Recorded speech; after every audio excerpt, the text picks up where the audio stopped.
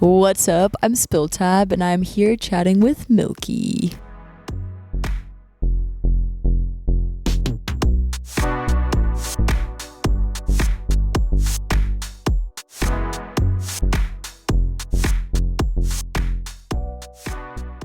So I grew up pretty lucky to be in a musical family. So my dad was a composer and jazz saxophonist, and my mom like plays piano and harp and kind of a bit of other stuff. But yeah, I kind of like got to grow up in a household where music was like emphasized in some ways. So I took like violin, even though I hated it. I took like harp and then I hated it. But yeah, I started playing guitar when I was 12, and that kind of gave me the sort of basics to be able to like songwrite. So since then I started songwriting. Then I went to high school in Burbank and I did show choir and the kind of like Glee-esque type stuff, which was really interesting. But then in college I pursued music business, but ended up making music, and that helped me anyway. So kind of a bit of a weird thing, but everything informed the next thing, so it all worked out.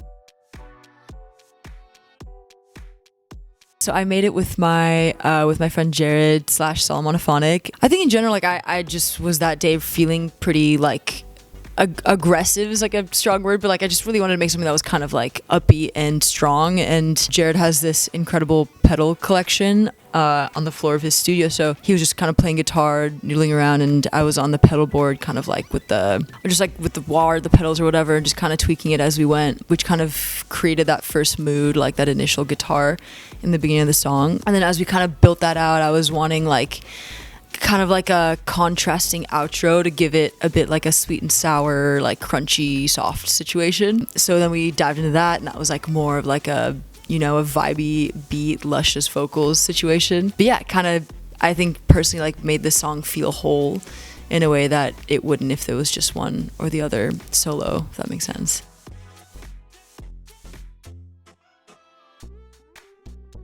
I think the outro, I really, really like the outro. I feel like it's like, because like the first section is sick as well, but it's a bit more similar to the stuff that I've done in the past, whereas the outro is a bit, I think, a little more like kind of like lo-fi study beats-y of you. Like it's just kind of like a bit more like, just smooth and funky. So I'm really proud of that outro. I'm really stoked about that outro. Definitely it's like different every single time. I feel like I don't think I've so far at least made two songs the same, because it's either with a new person or in like a different kind of starting process, which is also personally like the only way that keeps things interesting in the studio, because I feel like when you're doing sessions, you know, 3 to 5 times a week and it can get really redundant, it's like exciting to just kind of like at least be in a mental space of wanting to do something differently than you did before, and that usually kind of creates, you know, room to make something that's interesting to myself as well.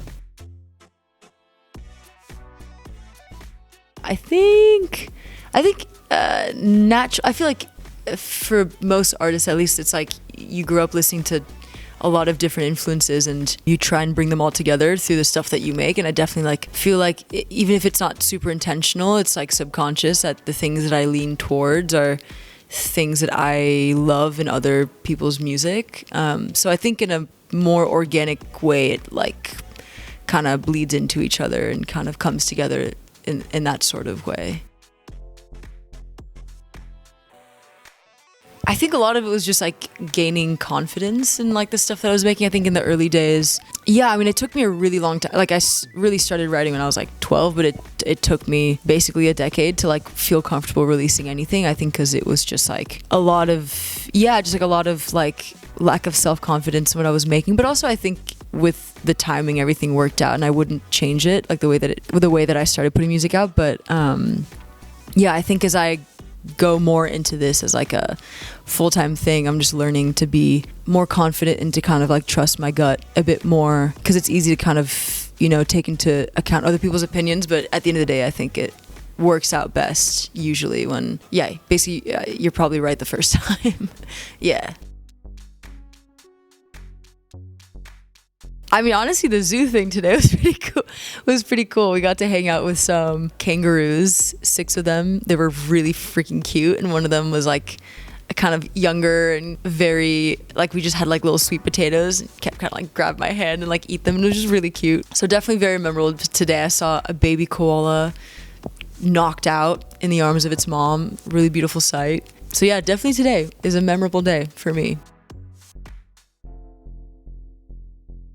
Some Y2K covers. A little bit of everything. I kind of try and keep it as like interesting as possible, because I think like my favorite part about going to shows is seeing, you know, the artists have a lot of fun and be engaged in the set. And so I try and kind of create spaces that are like a little bit more difficult maybe for me, because it keeps me engaged in the set. So some covers, some original music, some good dance moves, some bad dance moves, and Caleb ripping a bass solo, usually. I mean, super important. I toured a shit ton this year, which was sick. But it kind of gives me the chance to like realize that there's like people in the world that actually listen to the stuff and like connect with it, which is really nice, because I think it's easy to like be sort of boxed in by like, you know, streaming services. I feel like that doesn't really give you any sort of, you know, intimate connection with the people that are listening. So yeah, it's sort of like festivals and playing shows are like the only place that you can really, in a large scale, kind of meet everybody that's fucking with your stuff, which is really cool. So I've had a really great time this year, meeting a lot of people like all around North America, which is super fun. And hopefully in Sydney tonight we're playing a show, so that'll be cool. Yeah, but it's been a lot of fun, like a lot of hard work too, just like hauling gear across the country, but it's like definitely worth it. I am so scared of albums. I will not be putting out an album anytime soon. I love short format. I feel like I ingest music short format in like that kind of way as well. So yeah, I'm definitely still in my EP era. So kind of single by single building the next sort of probably 6 song situation is the vibe right now.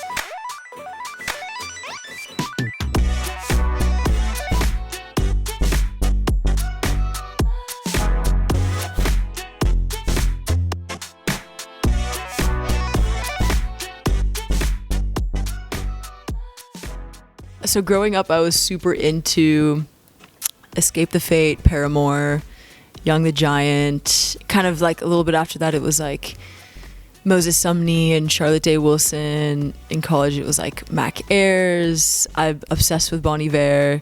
Right now, like Dijon, Sia Gray. I'm trying to think, LCD Sound System, Talking Heads. I'm having like a whole Talking Heads moment right now. I love their music. Yeah, so I try a little bit of this, a little bit of that, but those are kind of a brief overview, I guess.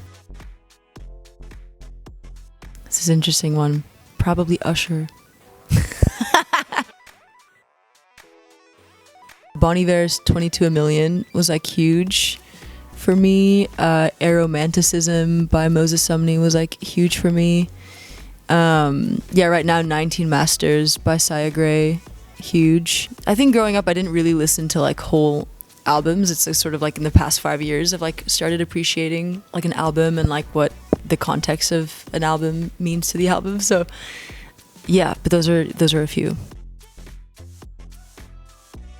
Honestly, like Clifford the Big Red Dog. That'd be sick to kind of do a little, that'd be cool. Yeah. You know, one time, actually crazy enough, so we were opening for Wallows in DC, and the second song into my set, so the first 3 minutes in a 40-minute set, a girl in the front row, like, because people love to throw shit at you on stage, and the girl in the front row, I think she was just like later on I realized this, but I think she was just trying to, like get my attention or something, but she fully threw a tampon at me. And I was like, thanks, girly. But then for the remainder of my set, I was like, I am bleeding through my fucking pants right now. And so for that entire set, I was just like singing like this. I was like, oop, like, oop, like most stressful 37 minutes of my whole fucking life. So that's what I was thinking that set. Usually I'm trying to like feel the music, trying to be like, remember why I wrote those lyrics, remember why like that song like moves me. Sometimes I'm just looking at the audience, I'm thinking, damn, everyone looks so good, everyone looks so hot. And sometimes I'm hungry because I get nervous and I don't eat before I set. You know what? Hannah Montana, so slay. Like, I think Miley kind of annoys me sometimes, yeah. But Hannah Montana, always a slay. So the first song I ever covered and I was obsessed with singing was, Reverse This Curse by Escape the Fate. So yeah, to my detriment, it doesn't sound good when it's just acoustic on guitar. I thought it did for a really long time when I was 13 years old. It does not sound good. Oh, it was a Panic at the Disco concert, which was phenomenal. The mosh pit was radiant. My shirt was so soaked with other people's sweat that you could like wring it out, which is a little disturbing, but it was so much fun. And I went with like 3 of my best friends. So yeah, really good concert. Damn, you know what? Honestly, it was probably Rosalia at Webster Hall, because I think it was either her first US show ever, her first New York show. And it was, considering how big she is now, it was like so intimate, like she was maybe like 20 feet away. And she killed it, absolutely murdered. Ooh, I think purely for fashion reasons, a Backstreet Boy. I'm trying to wear those baggy pants. Honestly, Baby's Alright in Brooklyn, New York, and I actually got to play it this year, which was so sick. I've seen so many of like my favorite artists play there. So to be in that room got me super emo. I definitely like teared up a little. So yeah. My Humps by the Black Eyed Peas. Solid. Yeah, solid. To be honest, I feel like my friends are pretty weird, so anything that's considered guilty, we probably all enjoyed together. But I'm trying to think. I don't even know if this is guilty because it's really good music, but like I think it could be kind of like grinding all the time. But I listen to a lot of Cobra, which is like this one song. I think it's called You Know Me, and it just goes so fucking hard. And it's just when I'm in a mood, I just pop that in and it's just bumping and it's great.